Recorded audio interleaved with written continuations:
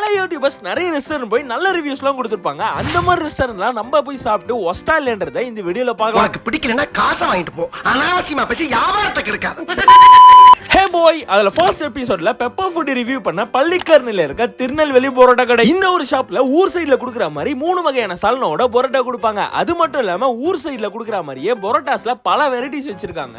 இதுல இன்னொரு ட்விஸ்ட் என்னன்னா பெப்பர் ஃபுட்டுக்கு நாட்டுக்கோழி தொக்கும் கொடுத்துருப்பாங்க. பட் ஆனா எங்களுக்கு அது வைக்கல. மேபி நாங்க லேட்டா போனதுனால அந்த டைம் அது காலி ஆயிடுச்சு. நாங்க ஆர்டர் பண்ணது என்னன்னா பெப்பர் ஃபுட்டோட ஃபேவரட் வெங்காய சிக்கன் ரோஸ்ட், பொரிச்ச பரோட்டா, நார்மல் பரோட்டா, கலக்கி, ஆம்லெட் அண்ட் லாஸ்டா ஒரு தோசையோட முடிச்சுக்கிட்டோம். நான் சாப்பிட்டதுல 3 வகையான சால்னாவோட பரோட்டாவை உடைச்சு போட்டு சாப்பிட்ட டேஸ்ட் பக்காவா இருந்தாலும் நிறைய சாப்பிட முடியல. நெக்ஸ்ட் உங்களோட வெங்காய சிக்கன் ரோஸ்ட் பெப்பர் ஃபுட்டி சொன்ன மாதிரி டேஸ்ட் பங்கமா இருந்துச்சு. சோ லாஸ்டா ஒரு தோசை பிளஸ் கலக்கியோட முடிச்சுக்கிட்டேன். அங்கதான் வச்சாங்க ட்விஸ்ட். பில்ல வாங்கி பார்த்ததுமே ஒரு தோசை 70 ரூபாய், 4 பேர் சாப்பிட்ட டோட்டல் காஸ்ட் 800 ரூபாய் கிட்ட வந்துச்சு. இந்த ஹோட்டல் கொஞ்சம் ஹெவியான ரேட் தான். பட் என்னைக்காச்சும் ஒரு நாள் வந்து ட்ரை பண்ணி பார்க்கலாம்.